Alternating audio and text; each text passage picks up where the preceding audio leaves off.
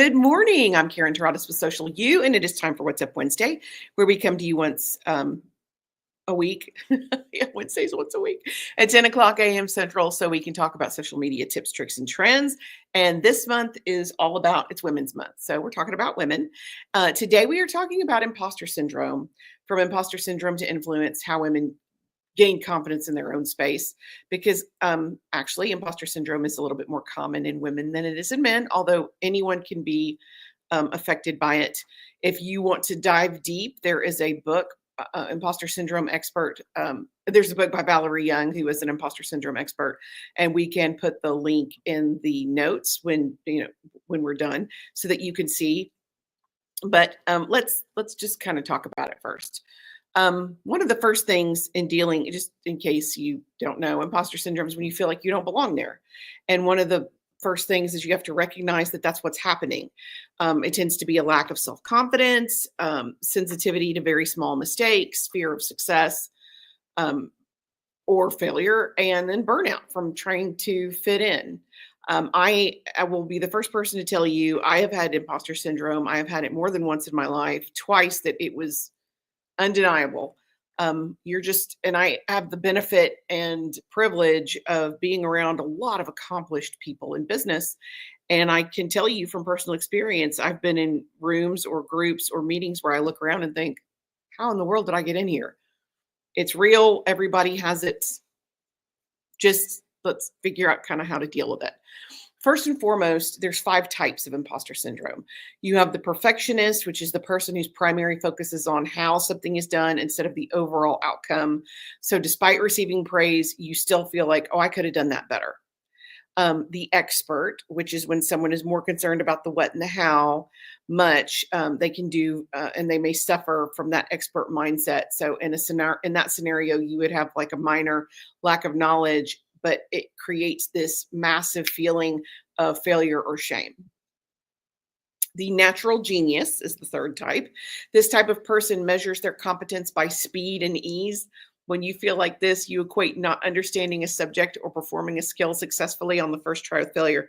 That might be my category. I'm not saying that it is, but it might be. The soloist is when they focus more on who carries out the task. This type of imposter believes that they have to be the one to do everything on their own. If you fall into this type, you might believe that asking for help or needing assistance is a sign of weakness. It is not. And the superhuman describes someone who measures their success by how many roles they can both juggle and master. And in this mindset, you end up falling short in any role versus being strong in a single role. You're taking on too much. So understanding that you're experiencing it is the only way. Admission is the first step to recovery. It's the only way to get better. So now that you understand, and I'm sure most everybody understands what imposter syndrome is, okay, how do we deal with that? How do we fix it? First and foremost, in the recognizing it stage, you have there's a sense that it fosters a sense of confidence. Belonging fosters a sense of confidence. So a lot of times that looks like you feel like you got lucky when actually you worked really hard to be where you are. You find it difficult to accept praise. You apologize for yourself in the workplace. I would tell you, if you are a person and I do it, my team's guilty of doing it. I went through an entire period of my life where I apologized for things that were beyond my control. I am very much a recovering apologizer. How Women Can Succeed in the Workplace Despite Having a Female Brain by Valerie Alexander is a huge benefit. That's a little short book. It's a fast, easy read. And one of the things she addresses is stop apologizing for things that are out of your control. A lot of people who suffer from imposter syndrome, they hold themselves to an impossible standard that they would never expect for anybody else. There's a paralyzing fear of failure. You avoid expressing your confidence because you think people will see it as, obnoxious, over, too much. And as someone who's had those bosses that were very into themselves, I am very aware of that. And I try to be extremely self-aware. So I tend to pull away from that myself. You're convinced you're not enough. You downplay your skills or your abilities. You seek constant feedback. You constantly compare yourself to others. It's just these are some of the symptoms, so you can kind of recognize that you're having an issue. So overcoming it, there's multiple ways to overcome it, but there's also steps. The first step, again, admission is the first step to recovery. You have to own it. You have to express those feelings of shame. You have to talk to somebody about it. And that might, who would you talk to? Well, it might be a friend, a colleague, a coworker, but find someone you trust and discuss it with them, because that's one of the easiest ways to get past it.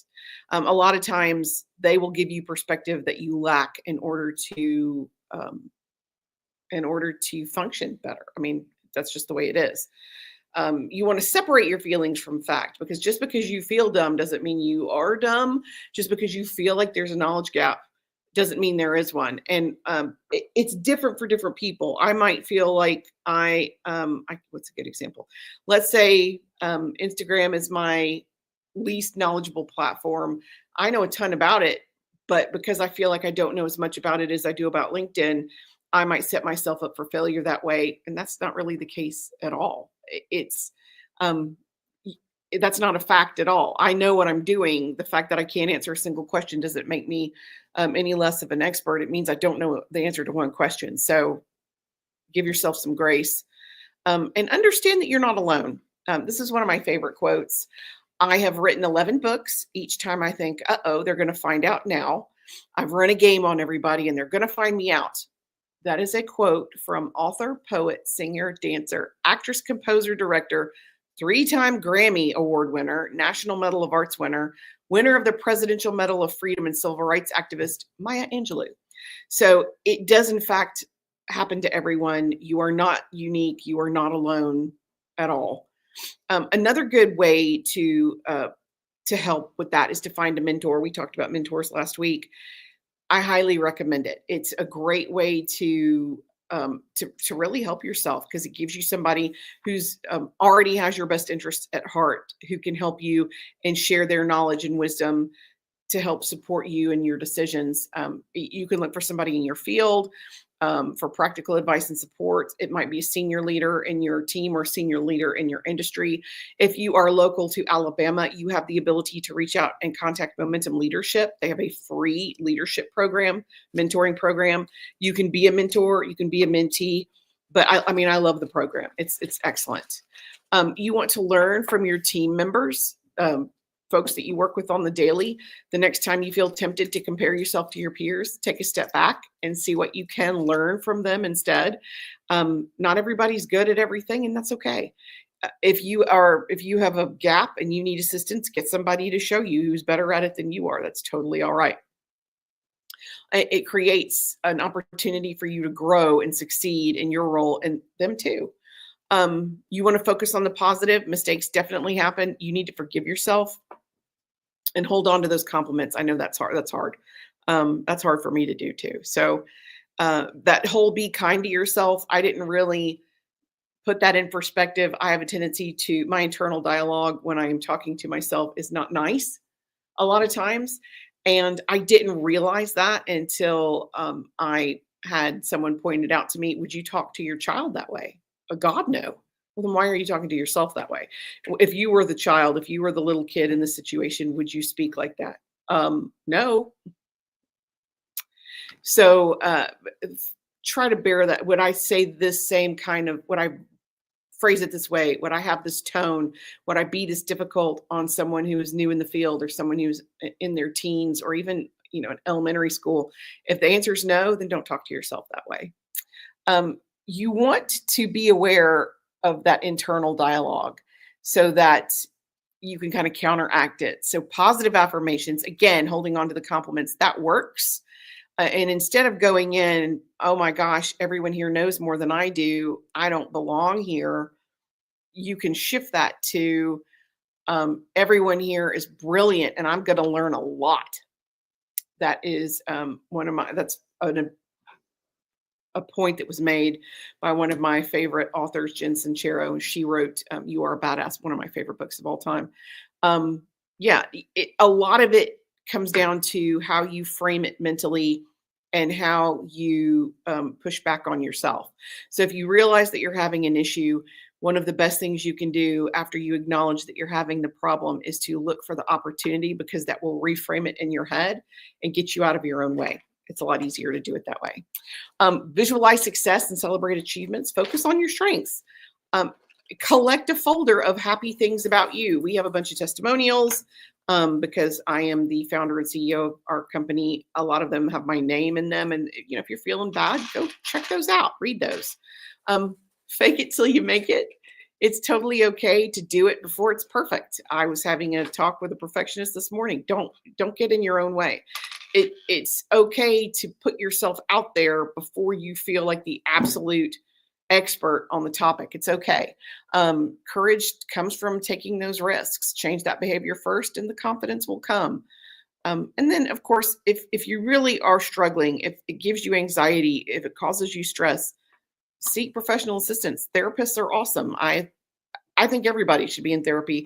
It's incredibly helpful, regardless of what you're facing in your work life or your personal life, to have someone who has your best interest at heart, who can share that information with you and give you feedback from a different perspective. A lot of times, all it takes is seeing it from a different direction. That is it for me today. We are going to be back next week. I think next week starts April, and we have a whole new category of information for April. We're going to be spring cleaning, most likely website, social media. So I will give you information on how to go in and review your accounts and your content. And then May is Mental Health Month. We're going to talk about balance and stepping away from the keyboard and that kind of stuff. So thank you guys for joining me this morning. Again, I'm Karen Taradas with Social You. And until next week, I'm here to help. Thanks.